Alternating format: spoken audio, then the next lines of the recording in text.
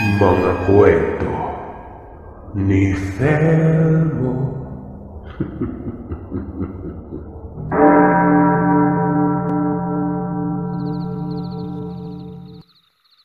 Mapagpalang araw sa iyo, Sir Seth. Sana po ay mabigyan mo ng pansin itong kwentong ipinadala ko sa iyo. Nangyari ito sa totoong buhay ni Papa nung kabataan. Palaging kinikwento ito ni Papa nung bata pa lamang kami at nakasanayan na rin namin ang makinig sa mga kwento at sa mga karanasan niya. Pangalawa ako sa anak ni Papa. Palagi kami nakikinig sa mga kwento mo kasama si Papa. At ay nga, interesado siyang ibahagi ang kwento niya sa channel mo. Isa rin po akong author at may well-known akong story sa Wattpad kaya kung paano ko isulat ang kwento sa platform na yon. Ito din ang format ko dito. Bisaya ang lingwahe namin, kaya itatranslate ko na lamang po sa Tagalog.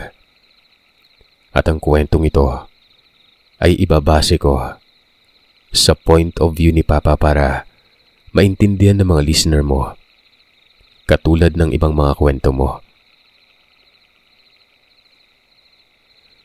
Ako si Henry, 46 na taong gulang.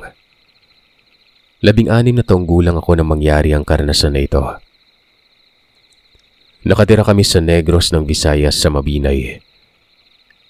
Sa lugar na kinagisnan ko dati ay uso ang kwentong mga pangyayari na ganito. May kaya kami sa buhay, hindi salat sa pera. Lumaki ako sa pamilyang kayang bilhin ang lahat ng gusto ko. Hindi nila pinagkakait ang mga bagay sa akin. Sa madaling salita, spoiled po ako. Hindi ko naranasan ang matikman ang kahirapan ng buhay. Pero itong nangyari sa akin ang naging rason para makatikim ako ng paghihirap nun. Kahit saglit lang.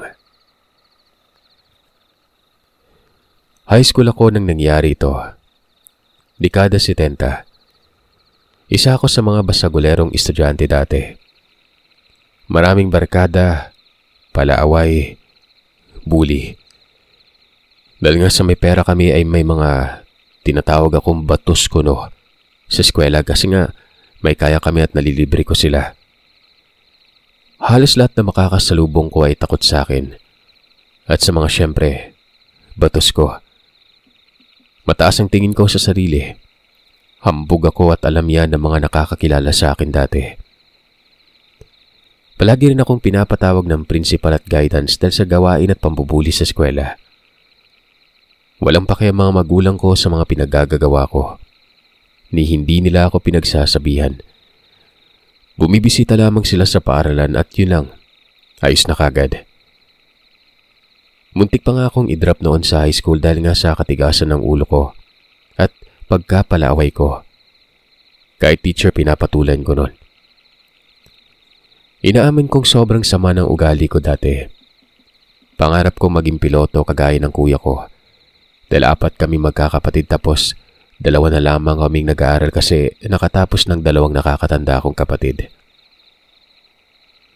Sa eskwelahan, may utusan akong itawag na lamang natin sa pangalang Ronald. Si Ronald ang tagagawa ko ng mga takdang aralin. Ito yung kaklase kong sabihin na nating mahiyain. Tumpulan namin ng tukso. Ang uniform niya ay parang isa at inuulit-ulit niya lamang na talagang pansin namin nun. Pumatol ito sa sinabi kong babayaran ko siya pag gagawin niya mga takdang aralin ko. At hindi lang yon. Siya rin ang utusan ko at tagabili ko ng pagkain sa kantin. Hindi naman ako madamot. Binibigyan ko siya ng pagkain pag hindi ko nauubos ang kinakain. Tinatanggap niya naman ito. Bayad rin siya palagi gaya ng pinag-usapan namin. Napapansin kong gusot-gusot niya ang uniforme na nagkulay brown na dahil sa kalumaan na siya palaging rason ng tukso namin sa kanya. Matapobre talaga akong tao dati, Sir Seth. Tinutukso namin siya ng mga kasama ko pero binabayaran ko naman siya sa mga pinagpapagawa ko sa kanya. Ronald, nasaan na yung takdang aralin na pinagawa ko sa kahapon? Tanong ko sa kanya noon, nang nasa classroom kami at hindi pa dumadating ang maestra namin. Mabagal itong lumapit sa akin at payuko-yuko pa na parang natatakot. Hindi ko kasi nagawa kagabi. Hindi ako nakabili ng gas para sa lampara namin. Walang hiya naman, Ronald. Ipapasa pa naman yun ngayon. Tapos hindi mo ginawa. Walang kwenta. Sabihin mo, ayaw mo nang gawin ang pinapagawa ko. Galit na sabi ko sa kanya. Nakatayo ito na medyo malayo. Nakatingin lamang din ang iba naming kaklase sa amin at ni isa ay walang nag-react. Patawad. Pinangbili ko kasi ng gamot si Lola. Yung binigay mo na pera nung nakaraang araw, binili ko ng gamot at pagkain namin. Kaya wala nang naiwan para sa ilaw namin kagabi. Takot at mahina nitong sabi dahil sa hiya nun. Nagalit ako. Hinawakan ko ang kwelyo niya tapos tumulo ang luha nito. Binitawan ko siya at tiningnan ang mukha niya at may tumutulo ng luha sa mga mata. Gumisi ako at tumawa ng mahina. Tinanong ko kung nasaan ang kanya. Sinabi niyang nasa bag. Muli kong tinanong kung may pangalan ba. Wala umano. Nakagawa ka nga ng sayo tapos akin hindi mo ginawa. Sabi ko nun. Akin na, ilagay mo yung pangalan ko. Wala akong paki kung wala kang ipapasa. Madiin kong sabi sa kanya nun. Tumango lamang ito at pumunta sa desk niya sabay inilabas ang papel at nakita kong nagsulat na ito. Pagkatapos ay mabilis na lumapit sa akin sabay abot ng papel na may pangalan ko. Kinuha ko at tumalis na sa harap niya at sinabi kong babayaran ko siya mamayang hapon. Tanghali, kasama ko ang 4 kong batos maliban kay Ronald na hindi ko nakita kanina pa. Siguro ay nagtatago na naman yon dahil nahihiya sa baon niyang minsan ay kamote at saging. May ilang beses na nahuhuli namin itong kumakain ng ganon at pinagtatawanan namin. Pero gayon pa man ay nagpapatuloy pa rin ito sa pag-aaral at nire-respeto pa rin ako. Madagdag ko lamang Sir Seth na itong si Ronald. Medyo may kapayatan. Mas matangkad ako ng konti sa kanya. Hindi siya maitim dahil pag naarawan to, maputi naman eh. Kung mabihis lang yon at maayos manamit, aakalain mong anak ng mayaman at mas pogi sa akin. Sabay kaming kumain ng mga barkada ko. Hanggang sa natapos ay hindi ko nakita si Ronald. May papagawa sana ako dito. Nang natapos na ang lunch break at malapit ng mag-alauna, ay nakita ko itong pawis na pawis at hinihingal pa. Basang-basa ng pawis ang uniforme nito.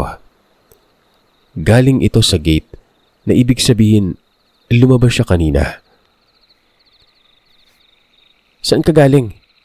Bakit parang hinabol ka yata ng aso? Sabi ko sa kanya sabay natawa kasamang 4 kong patos. Kaya siguro hinabol ka ng aso dahil amoy paksiw ka. Dagdag ko pa at mas natawa kami nun. Yumuko ito at dinaanan lamang kaming walang sinabi. Pagkadaan niya, kahit pawisan, hindi ito nangamoy. Parang amoy sabon na perla pa nga. Mabango. May mga tao pala talaga na walang amoy sa katawan. Doon ko lang nalaman kasi naglalagay ako ng deodorant dahil inaamin kong may amoy ako, Sir Seth. Normal lang naman kasi sa lalaki yun, di ba? Pero si Ronald, wala talaga kaya siguro inisip ko may deodorant o generic na sa lahi nila yon. Pero ipinagsawalang bahala ko na lamang din at sumunod na lamang papuntang classroom. Hapon, umuulan. Hindi kalakasan ng ulan at tamang-tama lang din na mababasa kapag naglalakad ka ng malayo. Sinundo ako ng papa ko gamit ang sasakyan namin. May mga estudyante pang nagpapatila ng ulan sa eskwelahan para hindi sila mabasa ng mga panahon na ito. Kamusta ang araw, anak? Tanong ni Papa. Maayos naman pa. Si Mama? Pinaandar na nito ang kotse bago sumagot. Hindi siya makakauwi ngayon, nak. Pinasundo ka lang niya tapos babalik na rin ako sa trabaho pagkatapos kitang ihatid sa bahay. Ganyan naman talaga kayo eh. Sambit ko pa. At tumikim na lamang si Papa sabay nagmaneho. Umuulan pa at wari ko talaga ay lalakas pa ito.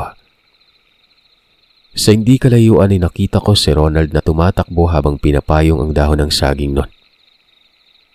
Napatingin pa talaga ako ng madiin sa binata ng sasakyan dahil nakita ko itong bitbit ang tsinelas at binabaybay ang maulan at maputik na daanan. Bagay na hindi ko alam na mararanasan ko rin pala. May hindi makakapasok bukas. Sambit ko sa sarili ko. Dinaanan lang siya ng sasakyan namin. Sabi kasi ng mga kaklase ko ay malayo umano ang bahay nito at medyo mabukid. Sabi-sabi ring may mga rebelde malapit sa lugar na tinitira nito pero gayunpaman, wala akong pake sa antas ng pamumuhay nila. Sumunod na araw, hindi nga ito pumasok. Tama ako at nakita kong basa ang suot nito kahapon at hindi ito matutuyo agad dahil makulimlim rin ang panahon ng umaga. Nasa kantin kami kumakain at nagkikwentuhan. Nang lumapit sa amin si Isabel. Ito yung chinitang maganda ang hubog ng katawan. Campus crush kumbaga. Mapababae o lalaki man ay naa-attract sa maputi at makinis na balat. Tinanong ko kung bakit siya naparon. Biniro ko pa na manliligaw ba sa akin to. Baliw, bakit naman ako manliligaw sa'yo? Babae ako. Dapat akong manligaw kasi lalaki ako. Payag ka na bang ligawan kita? Hindi kita papatulan kahit sampalin mo pa ako ng pera, Henry. Sambit nito na kinataas ng kilay ko. May gusto ako dito pero hard to get talaga ito. Sa daming nagkagusto dito ay malaya ito makakapili ng lalaki makakarelasyon niya. Tinanong ko siya kung anong sadya nito. Lumapit ito at umupo sa mesang nasa harapan ko noon.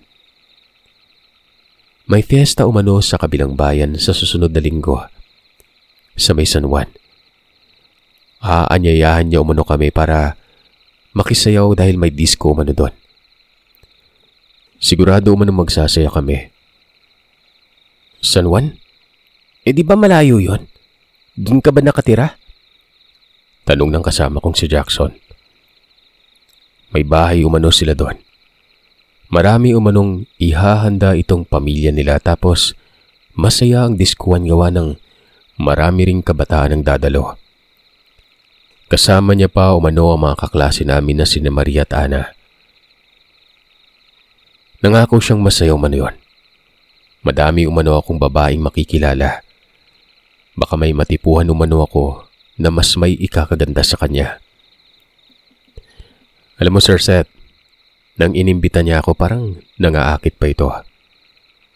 Disco, fiesta, kainan, maraming kabataan at maraming mga dilag. Sa isip-isip kong yun ay siguradong titiba kami ng mga kasamaan ko. Ang layo naman talaga doon. Baka may plano kang itanan na ako, Isabel, ha? Magsabi ka lang. Hindi kita tatanggihan. Gusto mo, bumuo na tayo ng pamilya bukas agad eh. Biro ko dito. Saway tawa. Pero umismid lamang ito. Sabi nito, bago siya umalis ay sabihan lamang umano siya kung sasama kami o hindi. Siyempre, agad-agad kaming nagsabing sasama kami. Napansin kong ngumisi si Isabel sa nakakatakot na paraan. Habang patalikod nun. O namamalik mata lamang ako. Hindi ko na lamang inisip yun. Excited na agad ako sa paanyaya niyang ito. Marami rin kasi kaming napuntahan na disco dahil ganap na ganap pa ito dati. Hindi kagaya ngayon. Madalas ko rin kasama yan sila Isabel, Ana, Maria at ang 4 kong barkada dati sa mga diskuhan sa mga kabilang bayan. Wala namang nangyari sa amin na masama dahil may tiwala din naman ako sa babae. At syempre sa amin kasi mga lalaki kami. Lumipas sa mga araw, nagpakita na si Ronald sa paaralan. Ganun pa rin ang suot nito. Gusot-gusot at luma na. Lumapit ito sa akin sabay sabing, "Henry, sisingilin sana kita dun sa bayad mo nung takdang aralin. Nakalimutan mo kasi akong bayaran." Aba, hindi ka pala nakalimot ha? Tinas ko ang ulo niya at kinuha ang palad sabay tinampal ang pera ko doon. Pinabayaan niya lang ako sa ginawa ko sa kanya. Ngumiti pa ito nang nakita ang 10 piso sa kanyang kamay. Malaki na kasi ito dati, Sir Seth. Malaki sa katulad nila. Nagpasalamat ito at tumalikod para umalis. Bago pa man ito makalayo ay tinawag ko siya. Tinanong ko kung bakit hindi ito bumili ng tsinelas. Gawa ng mapuputol na. Ayon sa kanya magagamit niya pa naman umano ito. Mas kailangan niya umanong bumili ng gamot at pagkain. Tinanong ko naman kung bakit siya ang bibili, di ba? Nandun yung mga magulang niya. Kung gano'n ay anong ginagawa ng mga ito. Saglit itong huminga ng malalim at sa kauna-unahang beses. Tumingin siya sa mga mata ko. Wala na umano siya mga magulang. Lola niya na lamang ang meron siya at may sakit pa ito. Yumuko ito at nauna na itong umalis. Ipinagsawalang bahala ko na lamang ang narinig sa kanya. Lumipas sa mga araw hanggang sa nalalapit na ang araw ng fiesta kung saan magdidisco kami sa lugar nila Isabel.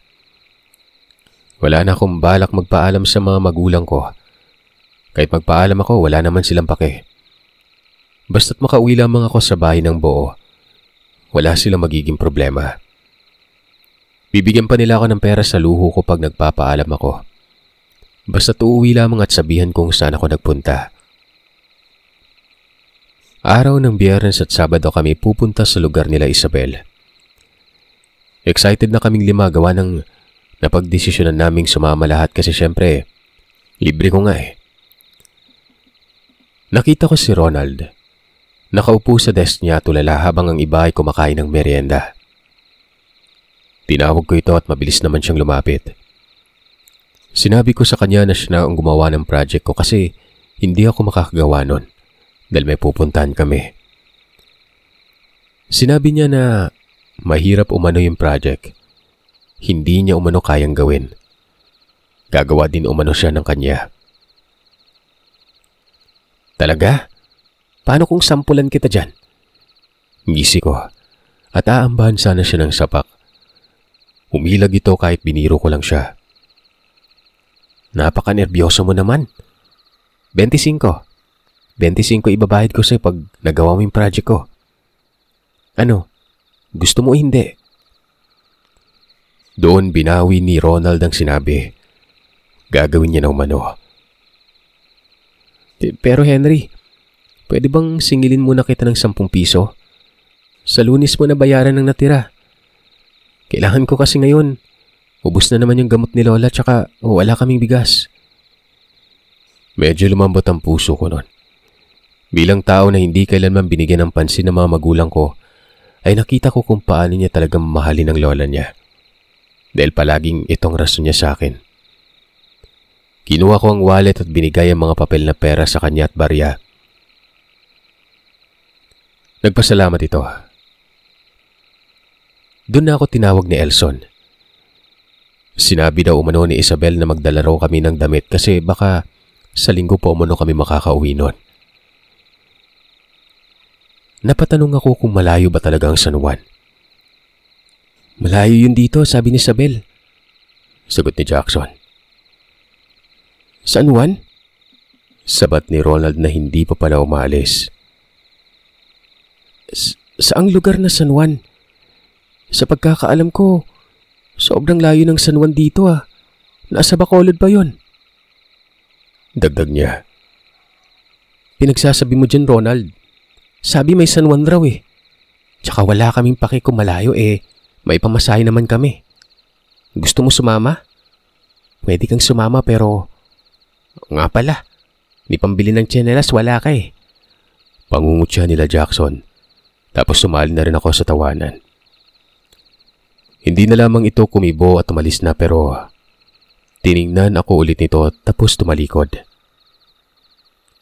Nagplano kaming magbabarkada kung ano ang dadalhin at saan magkikita bago umalis. Hapon na at naghihintay na lamang ako ng sundo nun. Habang nakatayo malapit sa gate ay biglang may humawak sa may likuran ko at napayukom ako ng palad. Bagya ko na sanang aamba ng suntok ang nasa likod pero nakita ko si Ronald. Ikaw lang pala. Anong gusto mo? Singilin yung natirang bayad sa'yo.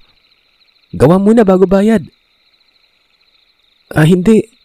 Ano kasi Henry? Wala talagang San Juan na lugar dito malapit sa atin eh. Nasa kabilang dako pa yun sa Bacolod. Napakurbada ang kilay ko. Hindi naman problema yon. Basta makapunta kami Ronald. Sabi ko pa. Sabi ni Ronald, may kwento umano ang lola niya na may baryo raw ng San Juan na biglang umuusbong tapos mawawala pagkatapos ng sinasabing fiesta o sayawan. Lahi umano ng mga ito ng mga masasamang tao, nang bibiktima ng mga kabataang walang kaalam-alam. At pag nakuha ka nila ay hindi ka na makikita. At ang mas malala pa, hindi ka na buhay. Alam umano ng kanyang lola ang lahat ng nangyari. Gawa ng isa rin umano ito sa mga nakaligtas dati. Dati pa umano yung nambibiktima. At isa lang ang ginagamit nilang pangalan na lugar. San Juan. Kaya nga pinapaalalahanan niya si Ronald palagi na hindi sumama sa mga imbitasyon pag may lugar na San Juan. Dahil wala naman talagang lugar na ganyan doon sa lugar namin. Tinanong ko kung naniniwala ba siya dito. Gawa ng si Isabel yung nagyaya. Ibig sabihin masama si Isabel. Sinabihan ko si Ronald na manahimik na lamang gawa ng nagpapatawa lamang ata ito sa mga kwento niya. Totoo ang pinagsasabi ko. Henry, ito, sa'yo na to. May inabot siyang parang maliit na bagay na nakalagay sa tela na kulay pula. Sobrang liit lang talaga nito. Gagawin ko dito. Ano bang iniisip mo, Ronald? Natatawa na lamang ako sa kanya. Hindi ako naniniwala sa mga ganon. Gawa ng wala namang paniniwala ang mga magulang ko tungkol dito. Dalhin mo lang yan, kahit saan ka magpunta. Ilalayo ka niyan sa kapahamakan. Gawa yan ni Lola para sa akin. Bibigay ko na lang sa'yo. May kapangyarihan pala Lola mo, Ronald eh. Bakit hindi niya pagalingin sarili niya? Patawa kong tanong nun. Bago siya makasagot ay narinig ko nang tinawag ako ni Papa. Nakasakay ito sa kotse namin habang nakatingin sa akin. Naglakad ako at tinalikuran si Ronald pero nasa kamay ko pa rin ang binigay niyang pulang bagay sa akin. Iniling ko ang ulo ko. Tinapon lamang yon sa daan pa uwi. Ano naman yung gagawin ko dun, di ba? Wala naman akong paki kung ano yon. Naisip kong baka nagkasaltik sa ulo si Ronald kaya kung ano-anong pinagsasasabi. Bari yung umusbong. Patawa talaga. Sambit ko. Sino yan, nak? Kaklase ko pa. Kawawa naman yung batang yon. Luma na yung damit at parang walang nag-aalaga. Huminga ng malalim si Papa. Kaya ikaw, matuto kang magpasalamat sa amin dahil hindi ka namin pinabayaan at binibigay ang gusto mo Kami ng mama mo nagtatrabaho para mabigyan lang kayo ng maayos na buhay. Maayos nga pa pero hindi ko naman naramdaman na binigyan niyo ako ng oras Hindi niyo nga maiwan-iwan trabaho niyo Mas inuuna niyo pa yun kaysa sa anak niyo. Yun ba yun pa? Tatanda ka, nak. Maiintindihan mo yun lahat. Yan lang ang huling sinabi ni Papa, sabay na nahimik ito. Ako rin ang bunso ng pamilya kaya hindi ko naranasan na may kalaro kasi babae ang nakakatanda sa akin. 2 babae, 2 kaming lalaki.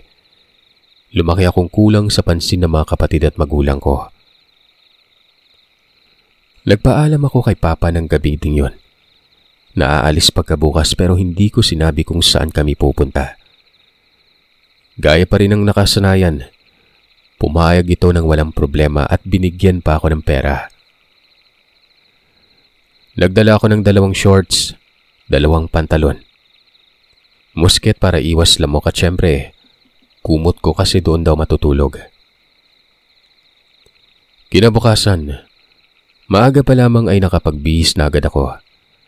Nagpatid kay Papa sa bakery malapit sa eskwelahan kasi dito namin naisipang magkita-kita. Unang dumating si Ana at Marie. May mga dala itong medyo malaki-laking bag. Sumunod si Jackson tapos si Elson at Pedro. Hinihintay na lamang namin si Isabel noon. Ilang minuto nga ang nakalipas ay nagpakita na ito at wala man lamang dala na kahit ano. Tinanong ko kung saan ang kagamitan niya. Hindi na umano kailangan. Pwede naman umano siyang humiram doon tsaka nakakalimutan ko ba umanong doon ito nakatira. Marami umano silang kamag-anak roon tapos andun din nakatira ang kapatid ng kanyang ama. Paniguradong makakahiram umano siya doon. Bumiyahe kami. Sumakay ng bus at sa loob ng 2 oras lamang na biyahe ay hindi ko man lang naisipan ng masama si Isabel. Huminto ang bus sa mga nagkukumpulang lantang mga uhay ng palay. Para kaming inihinto sa lugar na sobrang tahimik nun. Nasaan yung sinasabi mong diskuhan dito, Isabel? Parang mga harvest lang yata ng palay ang pinunta namin dito eh. Tsaka sabi ni Ronald, malayo raw yung San Juan. Ba't napakalapit naman? Panimula ang sabi ni Jackson nun. Sabi naman nito ay hindi pa umano kami nakakarating sa paroroonan namin. At naglakad papasok sa makitid na daan. Doon ko lang napagtanto na sa may kakahuyan kami papasok. Ni wala man ang bahay ni isa ang nakikita namin at madadaanan nun. Napansin ko pa kanina sa bus na napatitig sa amin ng konduktor. Nang sinabi ni Isabel kung saan kami ibababa. Parang may gusto itong sasabihin pero hindi masabi dahil panay titig rin dito ni Isabel. Bagay na hindi ko binigyan ng mali siya kanina. Naglakad kami halos 1 oras bago nakarating sa isang kubo na nakatayo sa gitna ng magubat na daanan. Nagpahinga kami ron. Nagpahangin. Nagreklamo ako kung bakit walang sasakyan o motor man lamang na pwedeng maghatid sa amin sa bayan nila. Ayon naman kay Isabel, paminsan-minsan lamang daw ang bumabiyahe roon gawa ng malayo at magubat. Pero maayos naman umano ang bayan at maraming tao ang sabi niya. Nagsimula kaming magtaka. Kaming 6 kasama na rin si Maria Tana. Nag-uusap kami gamit lamang ang signal ng mga mata namin. Tapos kamay at walang nagsasalita nun. Sa isip-isip ko pa nun, sinong mga tao ang dadaan sa ganitong mapuno na gubat papuntang nayon? Ni walang bakas ng daan ang nakita namin papasok. Papanong may mga motor sila, pero walang mga bakas ng gulong ng motor ang makikita sa daanan. Sigurado ka ba, Isabel? Baka pinagtitipan mo lang kami, ha? May bahid ng pangamba ang boses ko dahil itong beses lamang ako nakalakad sa mapuno at magubat na lugar. Pero syempre hindi ko pinahalatang nagsisimula na ako matakot. Sinigurado naman ni Isabel na ligtas umano kami noon. Malapit na umano kami. Konting tiis na lamang at mararating na namin umano ang lugar. Magsasayaw umano kami doon. Hindi umano kami magsisisi. Parang ang sarap na lang umuwi, Isabel. May tono ng pangamba ang boses ni Ana habang nakasunod sa amin. Di umuwi ka kung kaya mo, sagot ni Isabel noon. Paulit-ulit niyang sinasabi na siya umano ang bahala sa amin. Wala na kaming naging reklamo pa. Sumunod na lang kasi ginusto naman namin ito. Kalahating oras, narating na namin ang bukana ng bayan na sinasabi ni Isabel. At yun nga, nawala ang pangamba at takot na namumutawi sa isip namin kanina dahil sa makukulay na banderitas at mga musikong nanggagaling sa bayan na yon. Yung takot ay napalitan ng ngiti sa mga labi. Mas gumana pang enerhiya naming anim at mabilis na naglakad papunta sa kinaroroonan ng bayan ng San Juan. Papasok pa lamang kami sa baryo. Grabing titig ng pinukol ng mga tao sa amin. May mga nagagandahang dilagre na akala mo nakakita ng mga artista dahil hindi maalis-alis ang titig nito sa amin. Mapabata man o matanda. Halos magkumpulan sa dami ng tao ang nakatingin sa amin noon. Lahat sila nakangiti. Pero Sir Seth, iba ang ngiti nila. Alam mo yung ngiti na parang nanalo sa loto. Mga ganon. May 3 bata na biglang lumapit kay Ana at sinabi nitong, Ate, ang lusog mo naman po. Mukhang masarap ka po yata. Gulat kaming lahat sa tinuring ng bata tapos itong si Isabel. Tumingin ng masama rito. Umalis sa mga bata. Tapos sinabi ni Isabel na huwag na lamang pansinin ng mga yon. Dahil malapit naman na daw kami sa bahay ng kapatid ng tatay nila. Malinaw ka lamang Sir Seth na marami ang kabayan. May mga taong nagsisibak ng mga kahoy. Nagpapanday ng kung ano-ano para sa fiesta.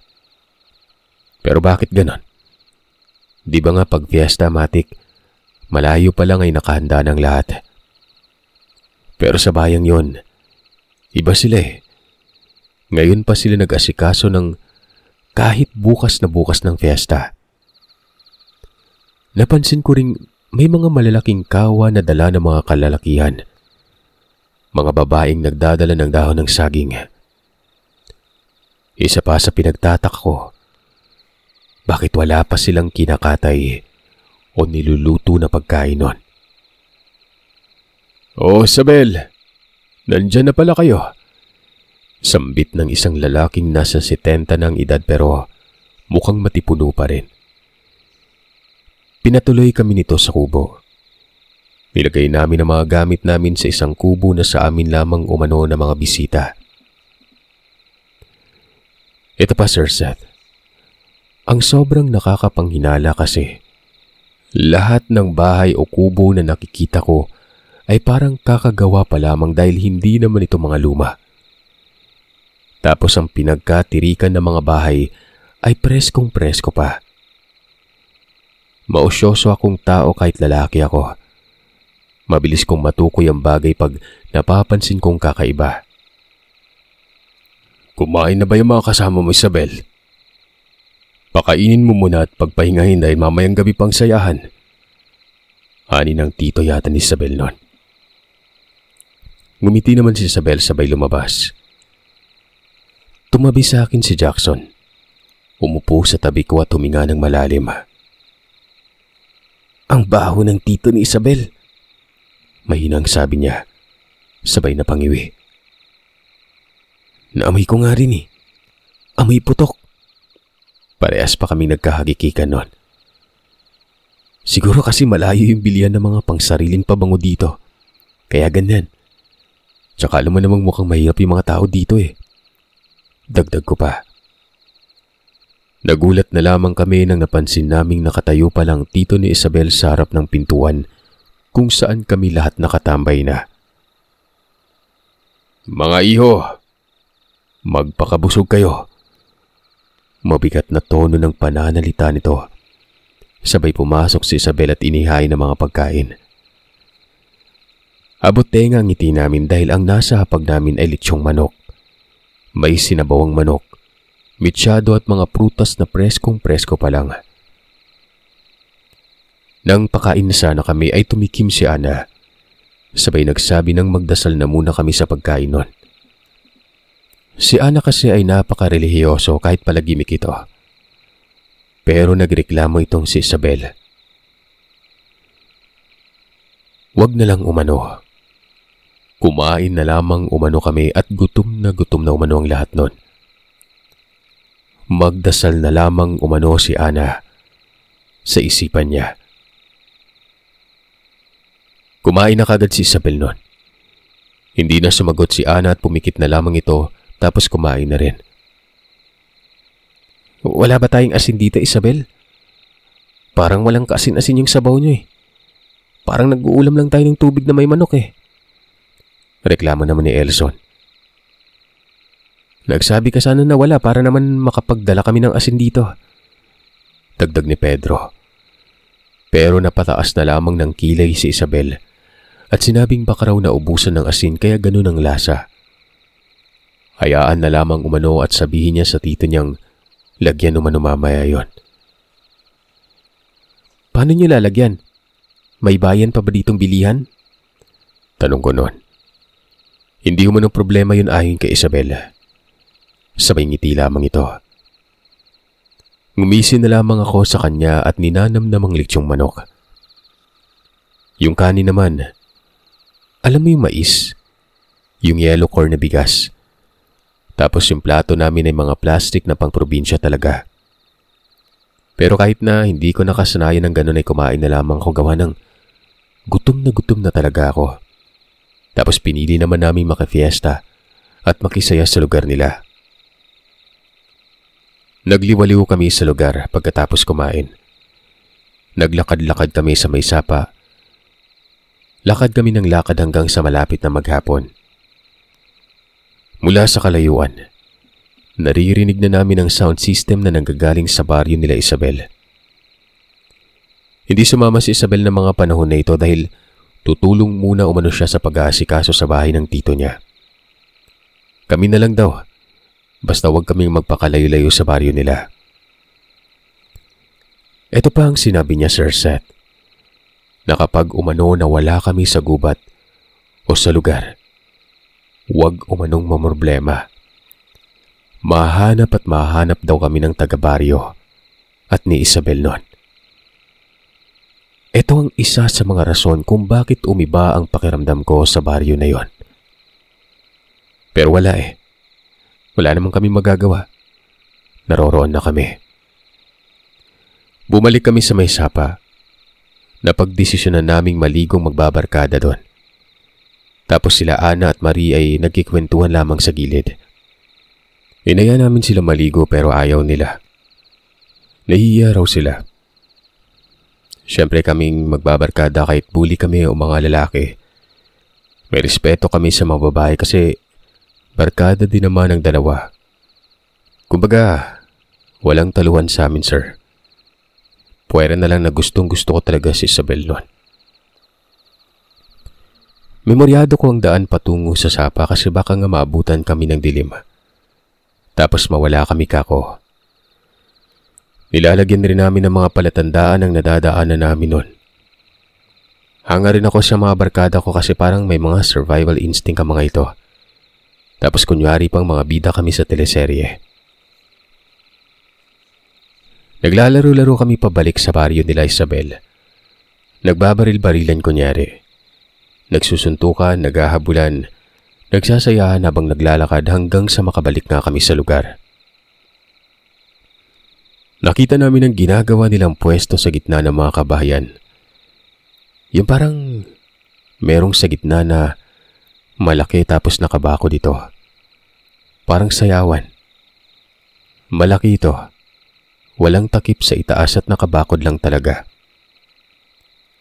Pumasok pa si Elson at Jackson doon pagkatapos ay sumasayaw-sayaw habang nagtatawanan kahit hindi pa man nagsisimula ang kasiyahan sa baryo.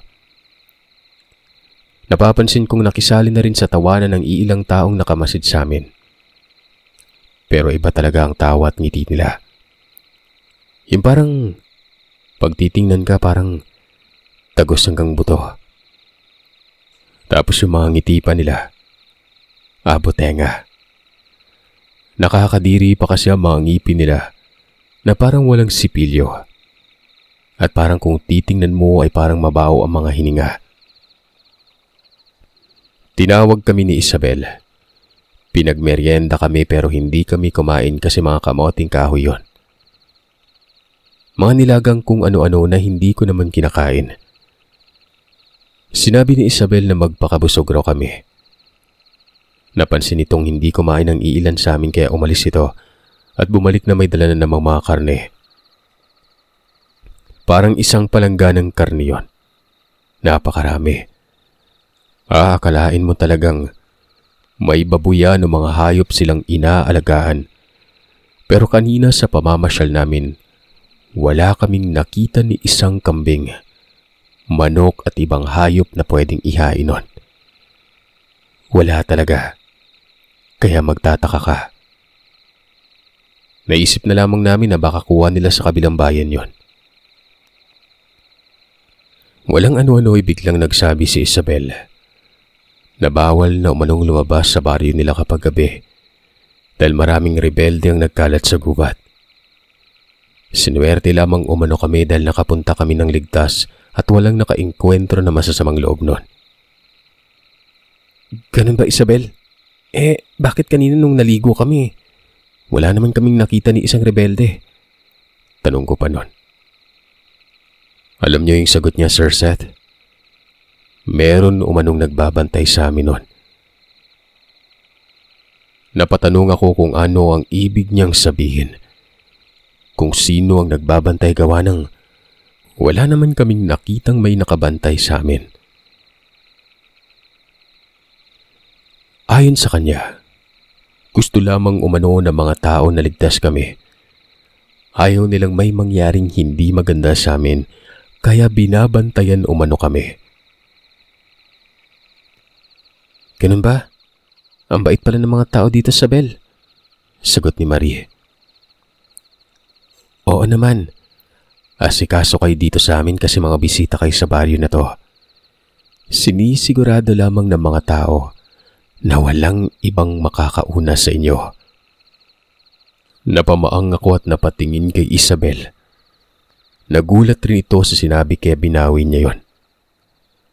Makakaunang kilalanin umano kami, sambit niya. Gayunpaman, nagpadala pa rin ako sa sinasabi niya. Kahit na may namumuo ng kutob sa akin ay pinilit ko itong wag pansinin at isipin na lamang naligtas kami sa lugar at masisiyahan kami. Gabi na. Nagsisiyahan na ang mga tao at may malakas na tunog ng sound system na naman. Masaya kaming lumabas magbabarkada. Handa na kaming sumayaw at magsaya. Pumasok kami sa loob ng ginawa nilang parang diskuhan dahil doon nakalagay ang sound system. Sumayaw kaming lahat. Nakihalubilo sa mga taong sumasayaw rin. Aakalain mo pa na maraming magagandang dilag na sumasayaw. Abot langit ang ngiti ng mga barkada ko nang makahanap na sila ng mga pares sumayaw. Si Ana at Maria ay magkasabay lamang itong sumasayaw pero saglit lang gawa ng nakita kong may lumapit na kalalakihan dito at inaya nga ang mga ito nun.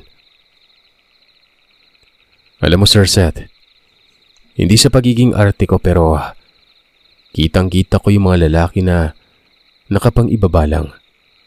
Shorts, pantalon, tapos ay walang pang-itaas. Nakapaa lamang rin ang mga ito at kahit malalaki at matitipuno ang mga ito. Para sa akin ay nakakadiri at nanlilimahid sa pawis. Sumasayaw-sayaw ako sa gitna. May lumapit sa akin na babae tapos sumayaw ito na sinabayan ko naman. Tigil hininga akong sumasayaw kasi kahit maganda ang dilag pero mabaho talaga. Parang amoy putok ang lahat ng tao sa baryo na yon. Parang sumasayaw ka sa kanal, gawa ng halo-halo ang amoy ng mga tao. Lahat sila ay titig na titig sa aming magkakabarkada. Lalo na mga lalaking nakangisi habang sumasayaw at hindi inaalis sa mata sa amin. hanggang sa hindi ko napigilan nun. Napatakbo akong lumabas tapos lumapit sa isang puno para huminga ng preskong hangin. Nakita kong papalabas na rin si Jackson papunta sa akin at ganun din ang reklamo niya. Naliligo pa ba yung mga taong yan? Sambit nito. Hindi ko alam, pero nawalan na ako ng gana sumayaw. Manood na lang tayo dito. Hindi naabot ng amoy ang kinatatayuan namin pero maliwalas ang simoy ng hangin. Nagkakasayahan pa rin ang mga tao. May mga apoy sa labas ng bahay. Maraming apoy na nakapalibot sa baryo. Inom muna ako ng tubig, pre. Sambit ni Jackson at umalis na nga papunta sa bahay ng tito ni Isabel. Hindi ko nakita si Isabel. Bala ko sana itong ayaing sumayaw pero sa nasaksihan ko sa loob ay napagtanto kong wag na lang. Maya-maya pa, narinig kong sumigaw si Ana sa loob ng diskuhan. Malakas ang pagkakasigaw nito at mabilis akong pumasok sa loob tsaka nakitang nakahawak na si Ana sa leeg niya habang nakatingin sa isang lalaking hubo ang pangitaas. Sumigaw si Ana ng bastos, kaya mabilis kong pinuntahan ng lalaki at inambahan ito ng suntok sa mukha. Sumali na rin si Elson at Pedrong. Nagkagulo na dahil may nakisali na rin ng ibang kalalakihan at nagkabuno sa loob ng diskuhan. Kahit na 16 na taong gulang pa lamang ako ng mga panahon na yon. Malakas ako, matangkad, malaki ang katawan dahil kompleto nga ako sa bitamina at kain. Kaya kung sino man ang makakatikim ng suntok ko, siguradong mapupuruhan kahit papano. Pero ang mga tama ng suntok ko ay parang hindi man lamang iniinda ang sakit. Natatamaan lamang ito pero bumabawi ka agad. Tama na! Sigaw ng boses ng isang matandang lalaki na nakatayo na sa loob nun. Tito ito ni Isabel. Nalilisik ang mata nitong nakatitig sa akin pero iniwas agad niya ang tingin. Akala ko ba'y magsisiyahan kayo? Pero bakit ganito ang nangyari? Galit na tanong nito sa mga tao sa loob nun. Nasa likod niya rin si Isabel. Ito kasing kabali niyo, tatang eh. Binastos yung kasama naming babae. Wala namang ganyanan. Gusto lang namin magsaya at sumayaw. Akala ko ba ligtas kami dito sa lugar niyo? Sabi ko sa matanda nun. Napansin kong nagulat at parang nagalit ang mga kabaryo nila sa tinuring ko. Paumanhin mga bisita. Hindi namin alam na mangyayari pala ito sa inyo. Huwag kayong mag-alala. Ayusin natin to. Mainhin pero may galit na sambit ng matanda. Yung bumastos sa babae at mga nakisali sa away. Pumunta kayo sa bahay. May aayusin lang. Dagdag niya. Lumabas ito at sumunod ang mga kalalakihang nakipagsuntukan sa amin kanina. Dumaan ito sa amin at marahas na nakangisi at tumitig nun. Nagsabi pa yung isa na pinagsusuntok ko ng, panalo ka ngayon. Mamaya kami naman. Hindi lang suntok yung matitikman mo, kundi pati mga ipin namin. May halong pagbabanta at nakakatakot na tawa ang pinakawalan nito sabay lumabas. Lumabas na rin kami ng mga barkada ko. May pasa sa mukha ang tatlo maliban sa akin nun. Dinala na rin namin sina Ana at Marie at pumunta sa may puno ng kahoy na tinayuan ko kanina. Kakaiba mga tao dito, Henry. Anyo ni Pedro, na ngayon ay sapu-sapu ang ulo at noon niya. Mabaho na nga, nangangagat pa. Dagdag nito na ikinawindang naming apat nun. Anong nangangagat? Pinakita ni Pedro ang braso niya na may kagat nga ng tao. Kita mo to? Imbis na suntukin ako ng lokong yun, ginasab ba naman yung braso ko? Akala mo mga hayop eh. Akala mo hayok sa laman. Reklamo nito habang umiiling. Lahat kami ay iisa ng iniisip nun. Ako rin. Napapansin ko rin nakakaiba kung kumilos at tumingin yung mga yon. Tingnan nyo, madilim na dito pero halos nakatingin yung mga mata nila sa atin. Sabay ngumuso si Elson sa mga bahay at mga tao sa tapat ng kahoy na inuupuan namin. Tumingin kami at tama nga siya. Sa amin pa rin nakatingin ang mga tao na parang ayaw nilang ialis sa mga mata sa amin, na para bang ayaw kaming makaalis nun. Malinaw ko lamang, nasa tansya ko noon ay 10:00 na ng gabi. Nakita ko rin na takot ang dalawang babae dahil halata sa mga mukha nito. Huwag kayong mag-alala, inayos naman na ni Tatang. Sigurado ako magiging maayos yun ang lahat dito. Sabi ko para gumaan ang mga nararamdaman nila. Nang matapos kong sabihin yun, ay parang may malakas na hangin ang dumampi sa mga katawan namin. Sobrang lakas na akala mo'y matatapon kami. Nanlaki ang mga mata namin dahil nakita namin ang isang malaking ibon na sa tanang buhay ko. Noon lamang ako nakakita ng ganon. Parang tao yung laki. Lumipad ito sa sanga.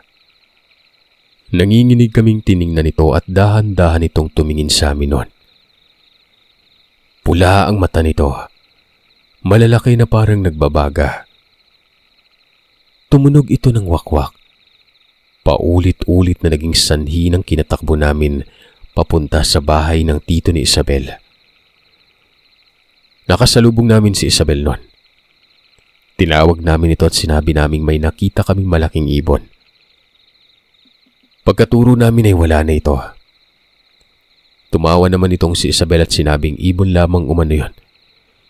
May ibon talaga umano sa bukid na malalaki kaya wag daw mabahala. Hanggang sa meron pa kaming napansin, Sir Seth. Bakit kami lamang ang bisita sa baryong may fiesta nun?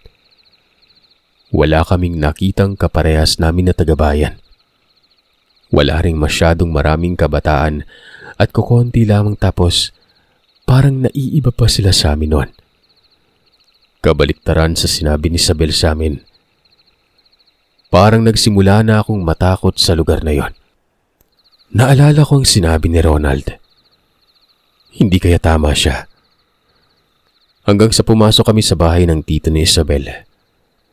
Hindi maalis-alis sa isip ko na wari ito yung kapahamakan. Doon ko lamang napagtanto na mali ang napuntahan naming lugar. Bukod sa iba ang kilos ng mga tao, ay iba rin ang pitik ng utak ko. Kumbaga, kinukutuban na ako ng malala. Hinanap ko si Jackson sa loob ng bahay at nakita kong nakatihaya ito sa kama namin malapit sa may bintana. Papasok na sana ako nang may mapansin akong mabilis na anino ng tao ang tumakbo papalayo ng bahay na yon. Rinig ko pa mga paa nito. Tulog si Jackson. Mukhang napagod agad ito o nahilo sa amoy ng mga tao pero umuwi lamang ito para uminom ko ng tubig tapos tulog na. Ginising ko ito pero ang hirap gisingin, Sir Seth. Malakas pang hilik. Pagod na pagod siya. Tinigilan ko ito kasi pumasok si Isabel sa kwarto. Doon ay muling nagyaya si Isabel na kumain na umano. Sinabi kong tulog pa si Jackson. Ayon naman dito kay Isabel, kumain na umano si Jackson kanina kaya wala umanong problema. Kami na lamang na hindi pa kumakain kaya magpakabusog umano kami. Bakit kami lang yung kakain? Kayo ba? Tanong ko. Hindi rin ito nakasagot kaagad pero nagbawi naman ito ng inuuna umano nila mga bisita sa pagkain. Sila naman umano mamaya ang kakain pagkatapos namin. Mas lumakas ang kutob ko, Sir Seth, sa sinabi niya. Hindi na talaga tama ito. Pumasok ako sa kwarto kung nasa ng mga pagkain. Lahat kami ay walang gana ng kumain dahil sa nangyari kahit masasarap naman ang mga nakahain. Basta sigurado akong iisa lamang ang tumatakbo sa utak naming lahat. Yun ay ang umuwi at makauwi. Iniwan kami ni Isabel dahil tutulong na muna ulit ito sa tito niya. Doon ay napag-usapan na naming huwag kumain dahil hindi naman kami gutom at walang gana. Parehas ang kutob naming lahat ng mga oras na yon. Ang ginawa na lamang namin ay nagkubkob ng lupa sa ilalim ng lamesa. Gawa ng lupa na ang tapakan ng kusina nila. Naglagay kami ng mga ulam roon para hindi nila mapansin na hindi kami kumain at para makita nilang nakuna ng mga pagkain na inihain sa amin. Gumana ang plano namin yon. Bumalik ulit si Isabel at sinabing magpahinga na raw kami kasi may kainan pa raw na magaganap at sayahan bukas. Masyado na raw gabi para lumabas pa kami. Nagapunan naman umano kaya matulog na lang. Yun na nga, pumasok kami sa kwarto kung saan natutulog si Jackson. Tulog pa rin ito, walang tigil ang hilik na animoy parang baboy na. Si Ana at Maria ay magkatabi sa kabilang sulok, habang kami namang mga lalaki ay magkatabi rin. Banig lamang ang tulugan namin. Malamig pa ang hinihigaan namin noon. Ang dinala kong kumot ay yun ang ginawa kong doble sa banig para walang lamig. Dumaan ang oras na hindi kami nakakatulog. Ang ipinagtataka namin ay kung bakit ang mga tao sa labas ay buhay na buhay pa rin na akala mo may araw na. Yung mga siga ng apoy ay nagsisilakihan. Gawa ng umaabot na ito sa bahay, pati ang init. Nagsisigawan at nagtatawanan ng mga tao. Nagmamasid lamang kami tapos pasimple kong sinisipa si Jackson para magising.